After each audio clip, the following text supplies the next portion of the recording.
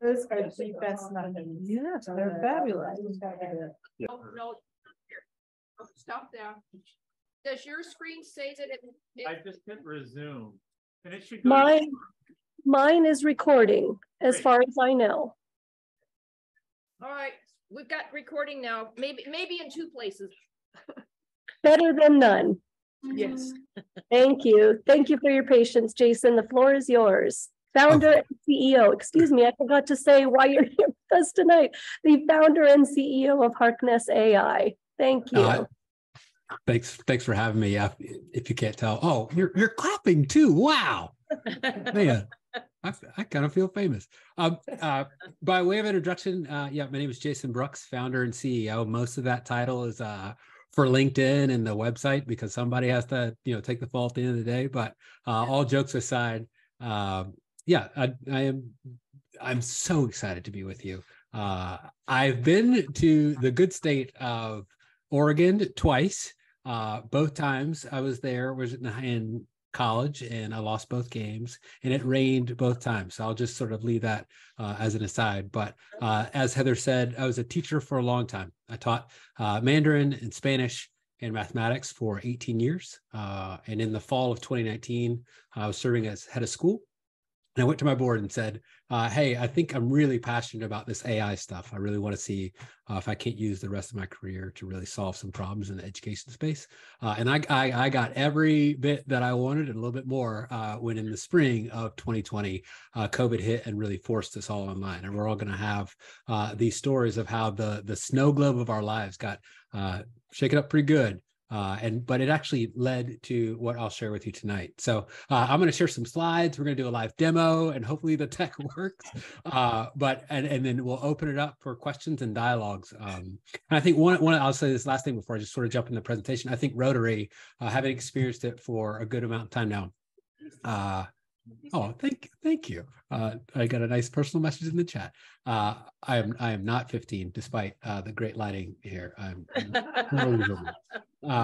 Yeah, but I think Rotary is one of the best things about the country, right? You get really intelligent, curious people around a table and just discussing the best ideas that humanity has to offer, and what could be more fun. So from one nerd to another group, nothing but salutations. So here you go. Let's see if I can share this. And cool. Can everybody see that? Sweet, cool. So, yep, I'm the founder and CEO of Harkness AI. Harkness, that name actually comes, it's an homage to the Harkness method. I'm not sure if any of the educators in the room are familiar with it, but it's a 100-year-old teaching technique that was founded at the Exeter School. And it's really simple, and it taps into the best of human biology in that you get a bunch of really high octane people seated around a table, and you have a facilitator, a teacher, who makes sure that people do their homework and read, but then really facilitates that conversation, trusting that humans are best in a group when everybody is participating. And that's just at the ethos of our company's sort of value. So that was one of the names, or that was the name that we picked. But you can see, just wanted to frame out real quick for our time together. I'll talk for a little bit, and then we'll have some play time, and then hopefully leave enough Q&A time at the end for Q&A. But one of my favorite heroes of all time is James Baldwin, and I'm sure many people in the room will be familiar with the quote on the left there. Nothing, not everything that is faced can be changed, but nothing can be changed until it's faced, right? And one of the promises of artificial intelligence is that we're now able as a human species to see the world in a slightly different way. New opportunities and access is unlocked. And I'll just put all my cards on the table. I founded this company and work from 6 a.m. till 10 p.m, not to make another dating app, nothing against dating apps, but I think there's a huge potential in these tools, right? The simple fact that like we're connecting over thousands of miles, the fact that we can analyze data at scale to really make well-informed decisions is something that's really exciting. So yeah, that's it. But again, I talked about COVID, right? And there's a picture of me looking pretty grumpy the first couple of weeks of COVID when I was met with muted mics and blank video feeds, trying to figure out what the heck is going on. This is pre-Pfizer, this is pre-Moderna. We're all still in banging pots and pans at the end of the day to thank our essential workers, right? Everyone was kind of scrambling as the world quite literally shifted underneath us. And in the upper right-hand corner there, you'll see, I was like, I don't know what to do, but I do know that students are jumping online. I don't know who's talking to whom. I had lost all of my superpowers of being in person, but I did know that if I tracked by hand who was interacting with whom, I thought if I communicated that to the students and to my faculty, I thought that was a way that we could connect in this online space. And I'll never forget, a brave young woman told me, Mr. Brooks, all the baseball boys are only talking to each other. And if you don't do something about it, I will. And that to me was a yes, ma'am moment. Right? One, because she had the bravery to sort of speak truth to power. And then two, you can just see it there, right? All the baseball boys were talking to each other. And in that moment, I was like, oh my goodness, there's something that's happening in the online space that was not necessarily happening, that we couldn't detect in the in-person space. And I was one of the few educators who actually loved to teach online because it really forced me to develop a new skill set. So very shortly after that young woman had the courage to tell me the truth, in the bottom right-hand corner, you can see a digitized version of that graph. And that's still very core to the platform today. And we call that the digital roundtable, where you can interact and see quite literally who interacts with whom. And because I'm among my people, one of the coolest things about this whole project is that mathematics and symmetry are cousins. And in the bottom right-hand corner, when you see that an equitable conversation in which everybody participates, everybody's heard and everybody's seen, you see that symmetry. And we're just drawn as a species to like, wow, we really like symmetrical things. And it's just a really sort of nugget that I never planned on, but you can tell a conversation was good just by glancing at it based on its symmetry. So it's a little nugget, but I'd love to sort of run you really quick through some high level data of what we're seeing. To date, we've run over 5 million minutes through the platform. So we're seeing conversations from all over the country and the world. We have 17 English speaking countries represented on the platform. So it's a really broad swath, but I'll just share at the high level some of the takeaways that we're seeing. So we're seeing hedges, and I apologize, Heather, you've seen some of this before, but there's going to be some new nuggets in there for you that I'm very excited for. So the hedges, right? And you see this all the time. And I just used one, right? Was one of them. But just two, and you'll hear this the next time you're on a meeting, just to build on what she said, just to try and make sense of it all, just to be clear. And that really is a polite way of saying, hey, I'm going to do this thing that you might not immediately like, but trust me, right? So just to take a minute of your time, I'm going to actually take some minute of your time. I'm not going to stop talking, but that's a signal that lets you know that I'm going to sort of encroach a little bit. And we just, it's interesting to see how people use it. And I'm sure it's going through your head. Do we see this across gender? Do we see this across race? We're starting to see trickles of that. And as that data accumulates, of course, we'll share that out, which is, again, one of the coolest parts of my job is to be able to share with the public what we're seeing, but not yet enough to make concrete sort of generalizations there. But just to, kind of is another really strong hedge. And what you see there, it's a flexible hedge that serves many, many purposes, right? So it's a filler.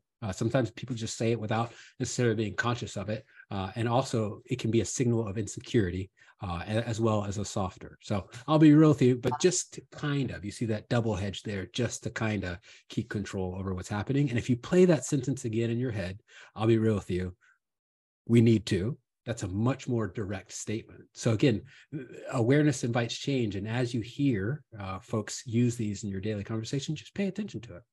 And the third hedge that we see across the platform is sort of. And you imagine putting just a kind of, sort of, would you want to? That's an incredibly insecure. And next time you interact with a salesperson and they say just a kind of, sort of, would you be willing to buy this thing? Maybe that person's close to their quota for the month. So throw them a bone there. But you can see there, I'd like to sort of get your thoughts on that. And that's actually the strongest hedge we see across the platform. And it usually is a pretty decent signal around significant insecurity in what the speaker is saying. And then I'm sure this is running through people's mind, we are going to use these hedges, and we're actually in the process of rolling this out, using the hedges as a predictor for psychological safety. So within the next year or so, you can figure out, managers can figure out, teachers can figure out, people who are leading groups can figure out who doesn't necessarily feel comfortable in the group based on how they're expressing themselves. And then there's an easy opportunity for another follow-up. Instead of having to do that guesswork, we can use machine learning, artificial intelligence to help leaders actually better steward their resources. So that's a bit about the hedges. We'll now switch into the power brokers. I don't know the group very well, but hopefully you may or may not see yourself in these. And these are phrases that people who hold either formal or informal power will often use. So you see 3 of them. So do you want to? I remember as a kid when my mom would say, do you want to make your bed?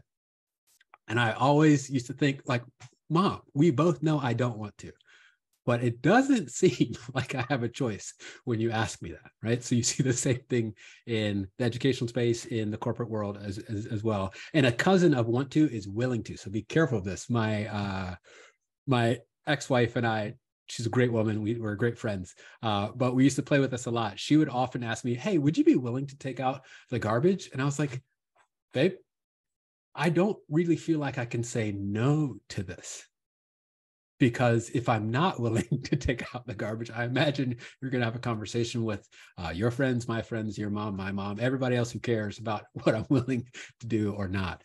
So want to and willing to are kissing cousins there. The second there is have to, right? You don't have to if you don't want to. And have to signals obligation on the part of the speaker, right? Or their audience. So that subtle nudge to put the obligation again on the other party is just something to be aware of. And then I think is the power hedge that we see most often with the leader, with the facilitator, with the educator. And you can easily imagine, you can see it there, right? I think I mentioned this earlier. Well, we were all in the meeting. We all heard you mention it earlier. Like we all know that you did that. But that I think has softened. And again, we can use, we are constantly sort of hemorrhaging little bits of data about ourselves, and we can use and collect these data to really figure out, okay, who actually holds the power. And you think about the use case for that, where if you have an up and coming leader who is from a historically marginalized or overlooked group, you can use that to say, okay, that person actually has some juice within the group. Could I actually leverage that person's juice to accomplish a larger goal? You think of this in a classroom where you have, the really strong student who has a really strong personality, and instead of fighting with that student, perhaps you could partner with that student to really create a better overall experience. So I'll sort of keep going here.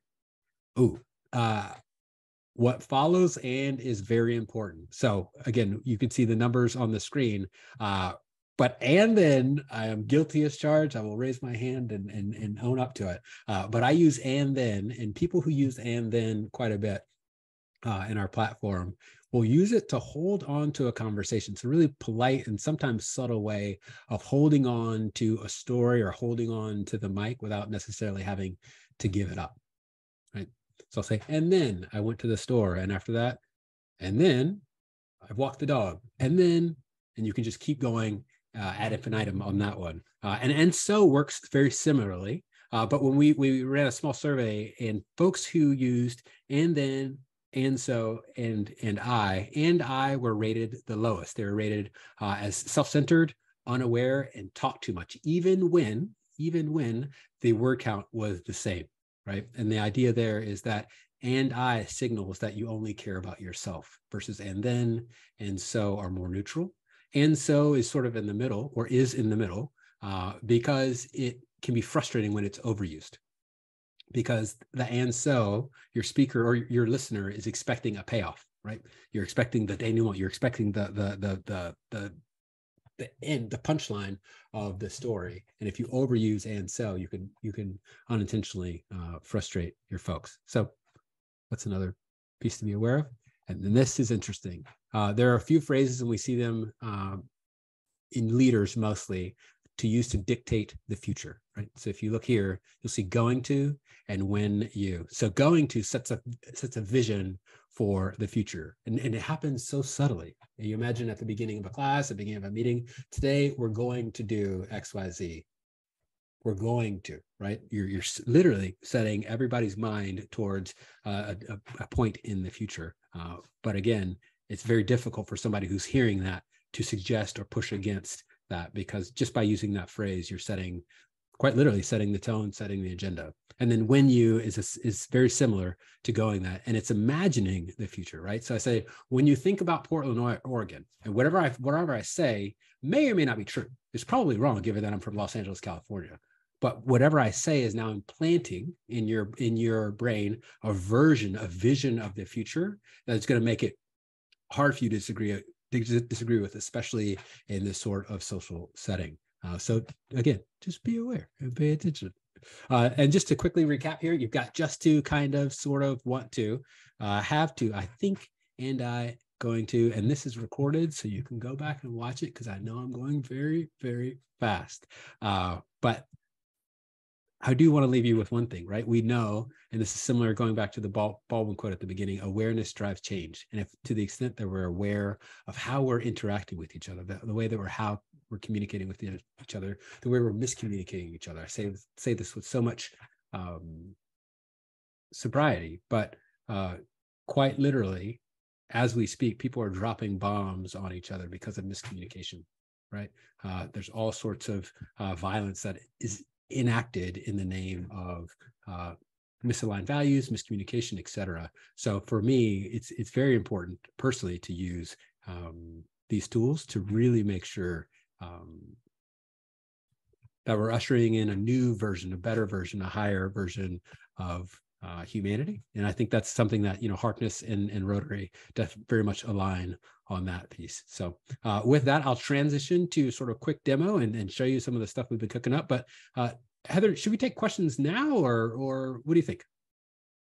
Whatever's your preference. I know we've got a curious bunch, so I'd maybe do the demo first, and that'll give people time to formulate their questions. Sure. Cool. So I've shown you a bunch of stuff. Let's just jump in, and I'll show you what the tool looks like. So believe it or not, Trevor Noah, I don't know if you know him, but he has a bunch of good content, and we just grab it off of YouTube and run it through as a demo. So we took this episode from last night and ran it through in minutes. You can see so much about the conversation. So we're measuring the sentiment, whether it's positive, negative, neutral. You can get a quick summary of what happened in that call. You can look at the number of speakers.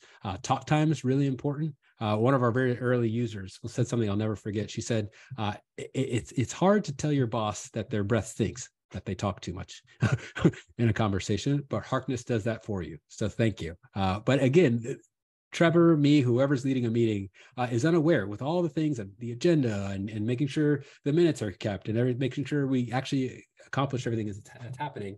You can often forget how much one person or a small group of people can dominate a conversation. And then we score every call. I won't go too deep into that.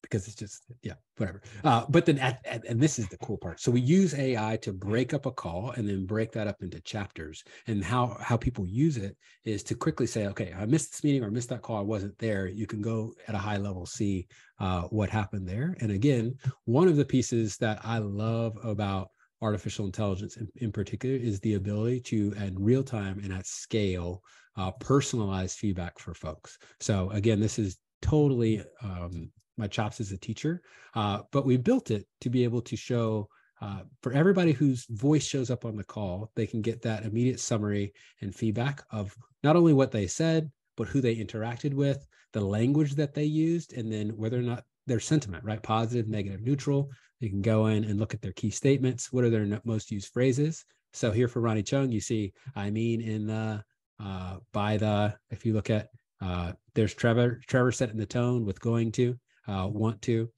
So again, there's a lot that's currently in there. And what I'll show you now is what we're developing,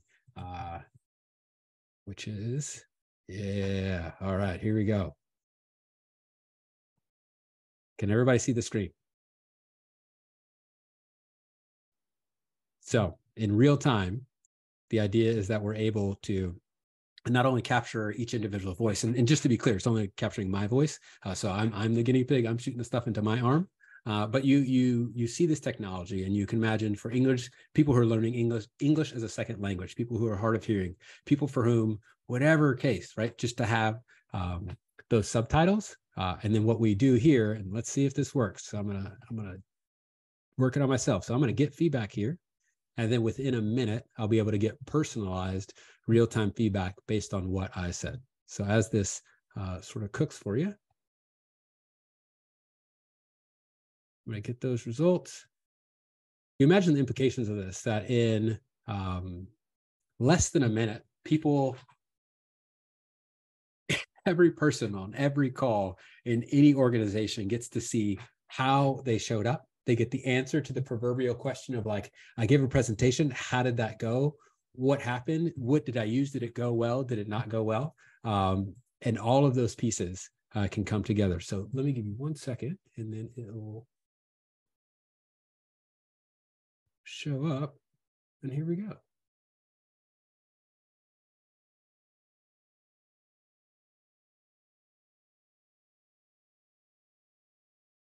Oh, I'm not sharing. That's fine.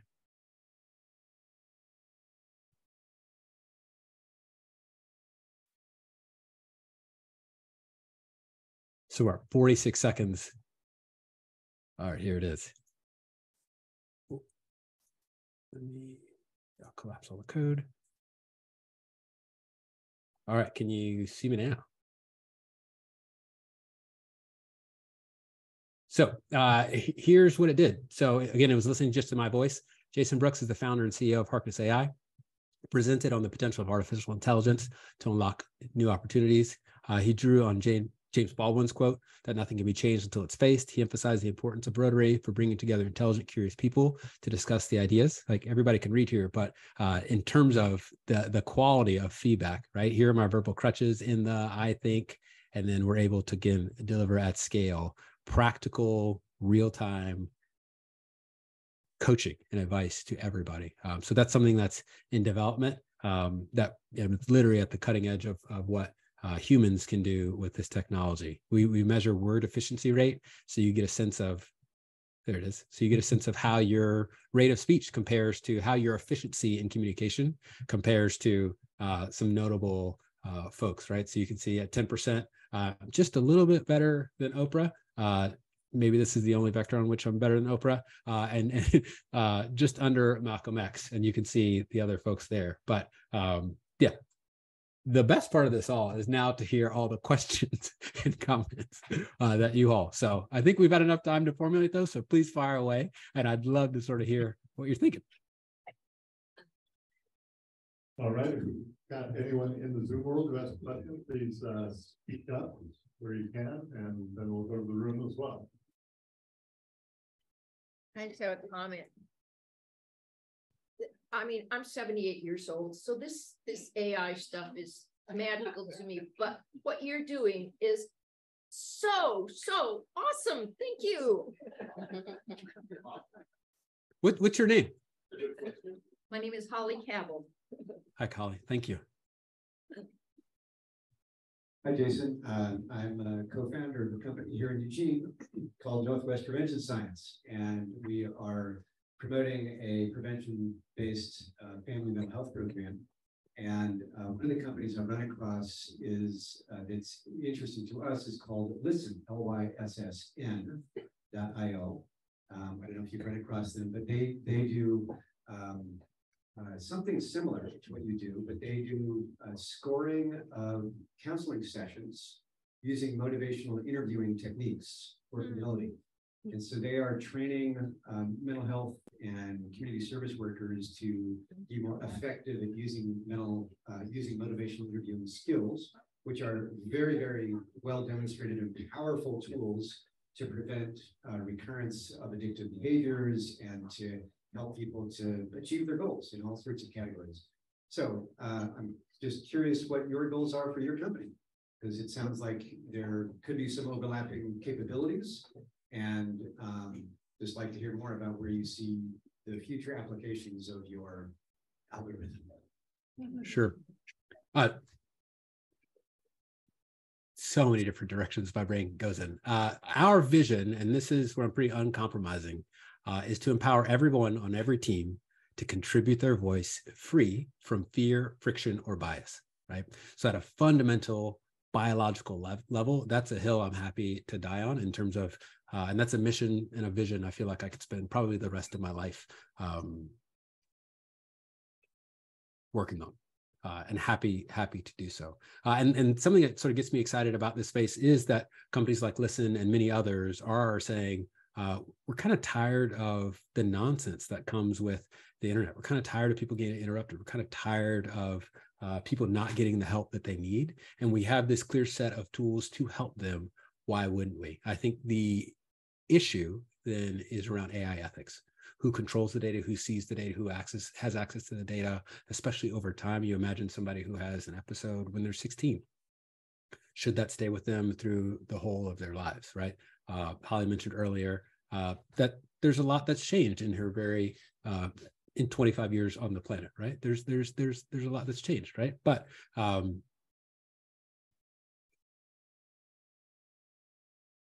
yes. But the ability to use these tools to help people to end suffering that is unnecessary is something that gets me really, really excited, right? And I think there's going to be a ton of change. I think we're going to see, especially in mental health, I think we're going to see so much that we can't even imagine now.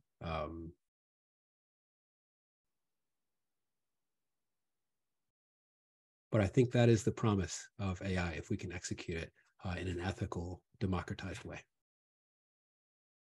Thank you. This inspires just so many ideas that are just on the top of my head. Like I can imagine modifying my language if I hit record, but if my Amazon Alexa knows to listen to my conversations during dinner, it might give me more natural feedback of my natural language in the conversation.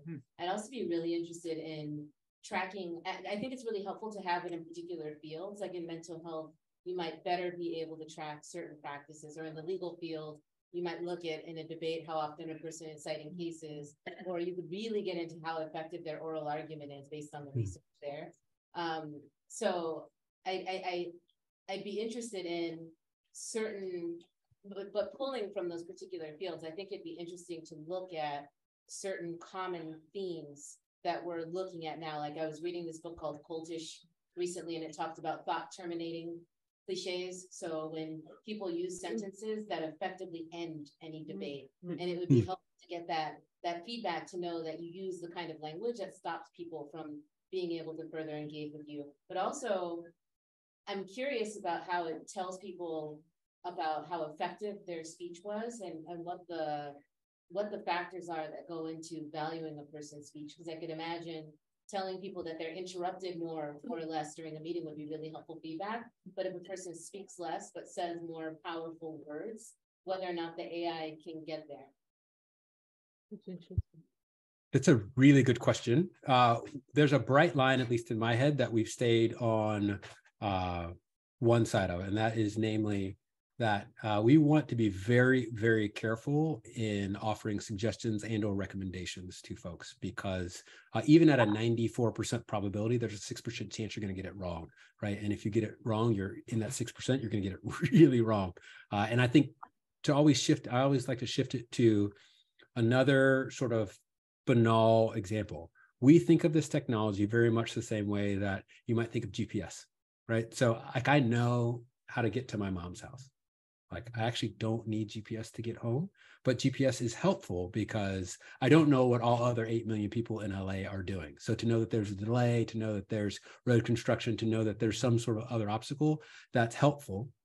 But in the same token, you shouldn't use GPS all the time. So to your point, whether it's in the legal sense or a classroom or whatever, I think really the best results always come when humans and AI work in tandem and work in collaboration. And that requires a little bit more cognitive labor. Because if I'm lazy and say, AI, do it all for me, the computer will, excuse me, the computer will do it for you. Like it will do it for you. You probably won't like the results, but the computer will do it for you. If the human does it all for you, the human's going to do it, but you may not like the results. But the pairing of both the human and generalized intelligence is where we see the best results. Hi, I'm Lisa Price. I'm an anthropologist. I'm here. I don't know if you Hi. can see my hand. Hi. Hi, Lisa. Hi. I have a couple of thoughts as an anthropologist, and it has to do with culture and language. And you mentioned that you're working in the English language in multiple countries, but I know, for example, British English is very different than American English. But that also brings up the issue of subcultures in language, whether you have sort of a Cockney accent or an African American speech pattern. And so how does AI account for these differences within your thinking? Yeah. Fantastic question. I think that's the next horizon for what this technology can do, right? So to be candid and clear, this technology was developed by, trained by, and sort of implemented by a very, very, very small subset of people from mostly one country that more or less think about the world the same way. And I hope that's not a controversial statement, but if you look at like where the best AI programs are, Stanford, right? That's an incredibly selective school to get into.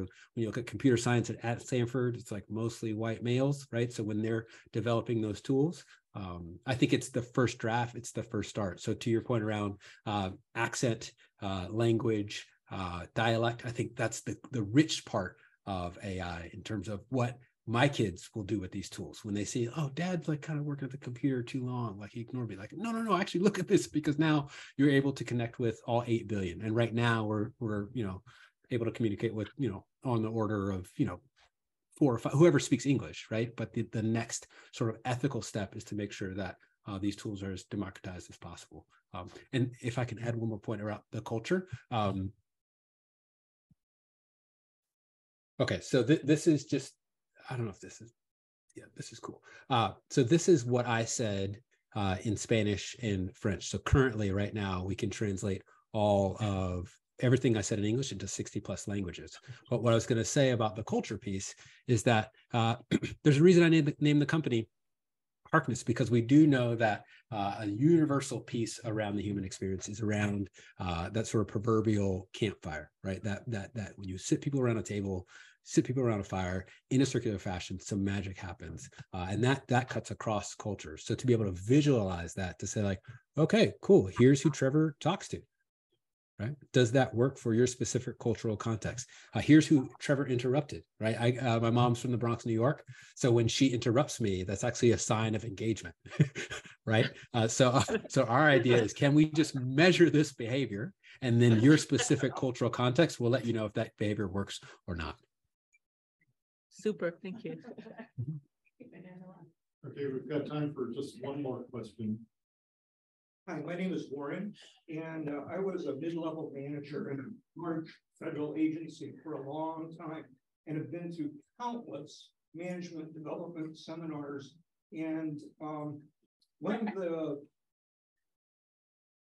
practices that we tried to implement in our organization was simply to increase self-awareness in our communications with others. And we use lots of different tools to do that. And one of the tools that I came to really appreciate was the use of Grammarly in the written word. And I continue to use Grammarly to kind of do a check with myself when I produce a written document, just to see, well, how would what I write be sensed by others in terms of tone and style and correctness. And so that was one of the first things that I thought about was, using the tool that you've developed as a plugin to something like Microsoft Teams, which is used throughout most of the organizations in the world that use Microsoft Office. And have you given any thought to creating a plugin that could be used with Microsoft Teams, so that organizations could use this to help their managers become more self-aware in their communication? Yes, because a lot of people, very much like you, are suffering. I've experienced and heard it. People don't quit companies; they quit bad managers. right? Yeah. And often when you think about the process of who becomes a manager, that person is usually good at the thing, whether they're a good lecturer, a good salesperson, a good engineer, whatever the case may be. But too often that skill precludes the people skill, right? You think about, and just to sort of pick an uncharged topic, Michael Jordan is the best basketball player the planet has ever seen. Then there's Kobe and LeBron. So another debate for another time, right? But Michael Jordan's the best basketball player. He was a horrible coach because when Michael Jordan says jump, his baseline for jumping, shooting, dribbling is off the charts. So he has not had to figure out how to communicate, how to teach the skill of jumping, shooting, and playing. And to the extent that we can use AI to help mitigate that gap between managers and the people work, that's something we get really, really excited with. So I think I answered it, but the answer to your question is yes, we are actively developing plugins for Zoom and Teams and any other place. Great. Great. Okay, so thank you so much for your time. Yeah. Oh, thank you. So we're going to go ahead and proceed with a little bit of remaining club business. You're certainly welcome to join us, but if your schedule is as booked as I suspect it is, if you need to go off the Zoom line, that's fine as well. But again, thank you so much for your time. I really appreciate it. You're welcome. Thank you. It's good to be with you all. Thank you. Okay. Bye-bye. And I think Heather and other folks have my contact information, so would love to continue the conversation. So thank you. Thank you, Thank you. Jason. All right. Bye-bye. All right. Laura's going to have some announcements. The only one I've got for December birthdays is good friend Andrew.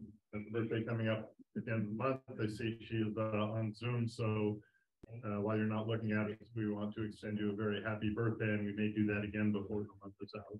So, other than that, Laura, can you give us a stream team review? And then I think you said you had some other announcements. So big, now you got to talk into the microphone. Come on. Okay. Stream team. Some of you were there. If you weren't there, it was perfectly fine, but it turned out to be a phenomenal day. We had a huge group. We joined with other organizations, from the area, Churchill community group, and I mean, it was like a huge party. And we had donuts, but also we collected a huge amount of trash because, of course, it had rained and it had all come down the creek and everything. So it was spectacular. Anybody who was there will tell you how great it was. And we just want to thank everyone who participated. We dug out some amazing stuff. Yep. So the other quick announcement I have, I'm going to pass this off to Ruben because he's got something very important for us. I received a card today from Project Amigo. And it says, dear fellow Rotarians, thank you. We received your check to help support Luis Alberto Albano. His education will be life-changing for him and his family. We are grateful for you and your club's choice of sponsorship for a young person of Project Amigo. And we invite you to visit Colina and participate in our many opportunities for service. Best wishes to all this season. Sincerely, Past Silva, Project Amigo volunteer and board member. So I'm getting mail for the club now. I'm not sure why.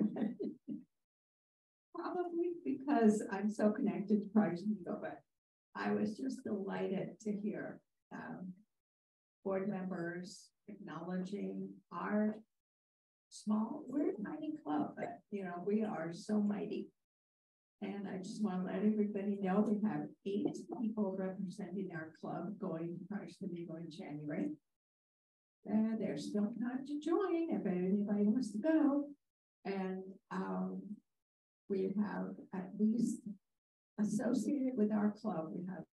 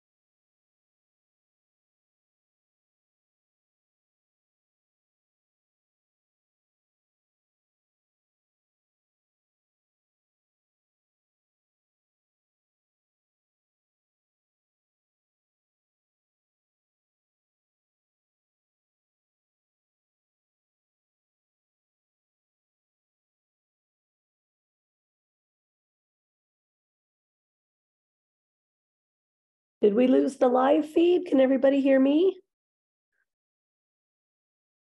Yes, we lost the Davis. They kicked us out.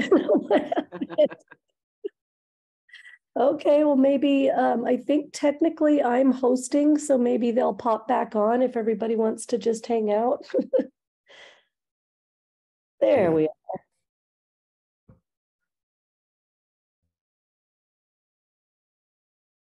Brian, are you able to unmute your laptop?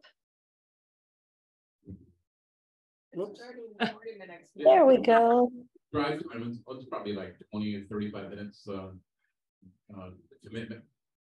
Twice a month in the group, so. I can address that. It wrecked my whole day. It took me 18 minutes. So I mean, be careful what you commit to. Find her down to you and get some autographs and some commitment, so I appreciate that.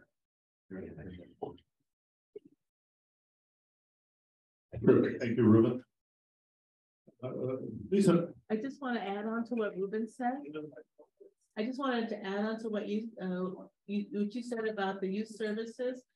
They need winter clothing, and they particularly have a shortage of clothing, winter clothing for men.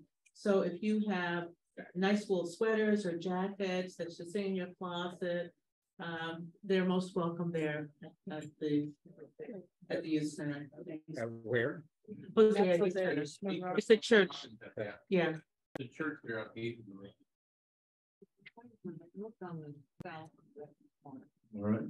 If we have no other announcements, we will proceed to Happy Dollars. And I will go ahead and kick it off. We had a great meeting tonight. We've got a restaurant here full of people, which is fabulous to see. And that's gonna be my 2 Happy Dollars for the night. Anyone else? Oh.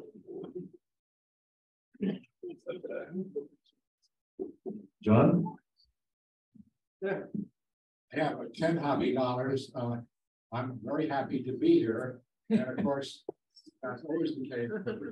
So for me, considering what happened to me 3 weeks ago, when I pulled into the overpark on Oak Street, parked my car and get ready to walk here. And shortly thereafter, I was in an emergency room, having tripped and fallen and hit my head and gone unconscious.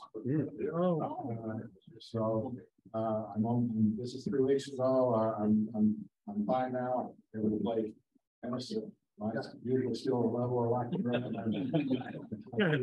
one thing I would. Well, first of all, I went down and I had no idea, no recollection of falling or being in a heap at the bottom. All I have is recollection of being back in my car and talking to the mom. Secondly, too, if you're looking for a Christmas gift for yourself or your loved one, you might consider an Apple Watch, because my son-in-law gave me an Apple Watch last Christmas and set it up for this kind of emergency. And when I fell, it triggered an alarm with my daughter in Portland, my daughter in San Francisco, and not here. My daughter in Portland knew that the level park that went next to the deck. I can't remember the all left. She called the deck desk downtown athletic club. They sent asked if I go down and look for my father. Somebody came down. She saw I was a bloody mess and everything, got paramedics right there, and I was on my way to the emergency room. So the Apple Watch came in her hand. The escort Kathy today, walked over and going back. That would make Renata feel a little more comfortable than know that I was in good hands, so to speak. Yeah.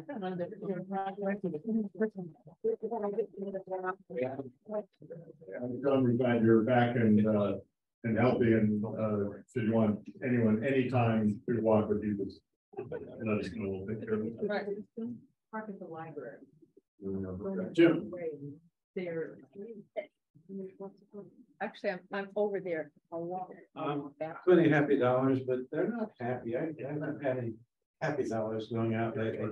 Yesterday, I spoke with my Russian brother who's just gone into hospice. One of the most optimistic, energetic